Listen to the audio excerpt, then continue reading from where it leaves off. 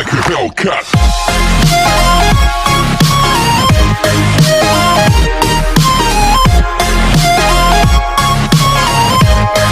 बच्चों नमस्कार। आज के वीडियो में हम लोग महान कवि श्री केदारनाथ अग्रवाल जी की कालजयी रचना चंद्रग्रहण से लौटती बेर कविता की छठे छंद से अंतिम 9वें छंद का भावार्थ जानेंगे। सर्वप्रथम छठे छंद का भावार्थ जान लेते हैं। चुप खड़ा बगुला डुबाए टांग जल में, देखते ही मीन चंचल ध्यान निद्रा त्यागता है। चट दबाकर चोंच में नीचे गले के डालता है। इन पंक्तियों में कवि तालाब में शिकार करने वाले पक्षियों के शिकार करने के तरीके का अनोखा वर्णन किए हैं।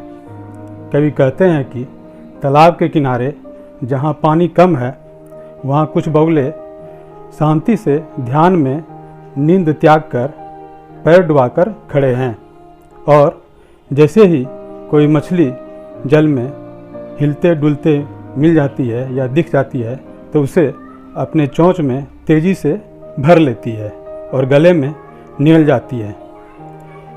फिर अंतिम पंक्ति है बच्चों।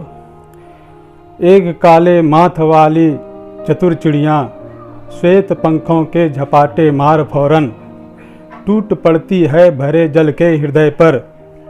एक उजली चटुल मछली चोंच पीली में दबाकर दूर उड़ती है गगन में।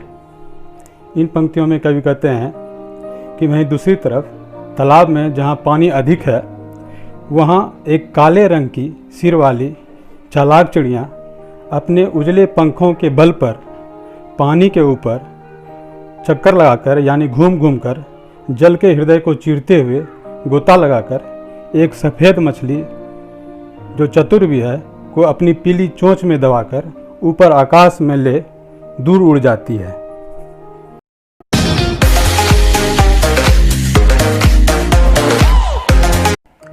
बच्चों, अब हम महान कवि श्री केदारनाथ अग्रवाल जी के कालजयी रचना चंद्रग्रहण से लौटती बेर कविता का 7वें छंद का भावार्थ जानते हैं, जो इस प्रकार है। और यहीं से भूमि ऊंची है जहाँ से रेल की पटरी गई है, मैं यहाँ स्वच्छंद हूँ जाना नहीं है। इन पंक्तियों में कवि अपने स्वच्छंद मनोभाव का मनोहारी वर्णन किए हैं। कवि खेत के मेड़ पर जहाँ बैठकर गांव के प्राकृतिक सौंदर्य का आनंद ले रहे हैं, वहीं से कुछ दूर जाकर भूमि ऊंची हो गई है जहाँ से होकर रेल की पटरी पार हुई है। वहीं से कुछ दूर पर रेलवे स्टेशन है जहाँ से कवि को शहर जाने के लिए ट्रेन पकड़ना है, परंतु अभी ट्रेन को आने में बहुत समय बाकी है। इसलिए कवि पूरी स्वतंत्रता के साथ खेतों के मध्य बैठकर सभी जगह ताक झांक कर प्राकृतिक सौंदर्य का आनंद ले रहे हैं, यानी मज़ा ले रहे हैं। शहर में उन्हें ऐसा प्राकृतिक अर्थात नैसर्गिक आनंद मिलने वाला नहीं है। इसलिए वो कहते हैं कि हमें अभी जाना नहीं है।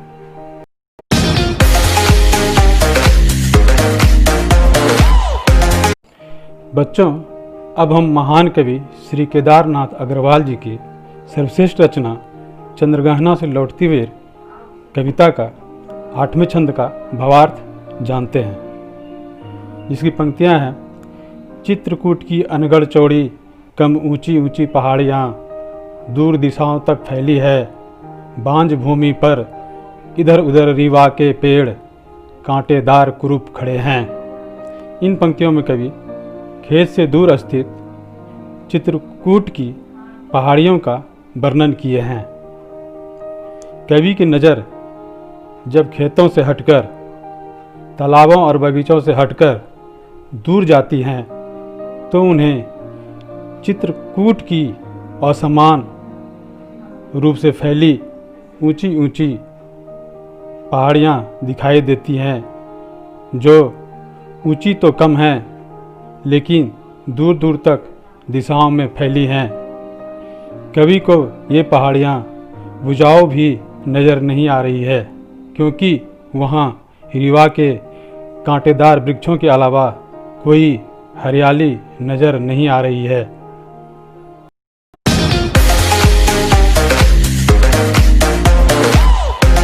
बच्चों, अब हम चंद्रगहना से लौटती हुए कविता का अंतिम छंद का भावार्थ जानेंगे, जिसकी पंक्तियां हैं। सून पड़ता है मीठा मीठा रस टपकाता, सुग्गे का स्वर टें टें टें टें। सून पड़ता है वनस्थली का हृदय चीरता, उठता गिरता सारस का स्वर टिर टों।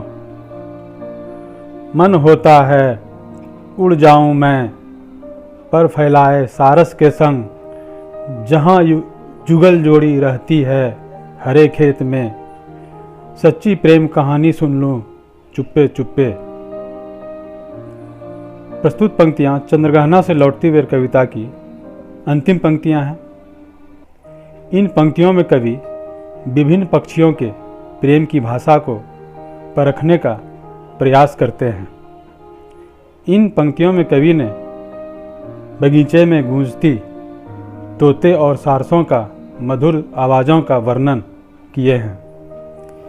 कवि को बीच बीच में वन से तोते की टें टें की ध्वनि सुनाई देती है, जो शांत वातावरण को मधुर बना रही है। इस मधुर ध्वनि को सुनकर कवि का मन भी उसी की तरह टें टें करने को करता है। इसी बीच कवि को सारस की जंगल को भेदने वाली ध्वनि सुनाई पड़ती है, जो कभी तेज और कभी धीमी हो जाती है। वास्तव में यह सारस के जोड़े के आपसी प्रेम का संगीत है, जिसे सुनकर कवि यह कल्पना में खो जाते हैं कि वह भी अपने पंख फैलाए सारस के संग उड़कर हरे खेतों के बीच चला जाए, फिर छुपकर सारसों के सच्चे प्रेम की कहानी सुने, ताकि उन्हें कवि द्वारा कोई तकलीफ ना हो और वे उड़ भी ना जाएं।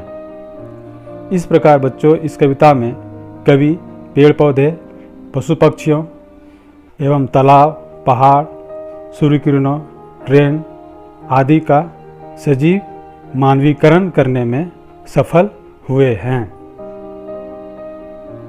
बच्चों, आज के लिए इतना ही। अब अगले वीडियो में अगले चैप्टर के साथ मिलते हैं। धन्यवाद।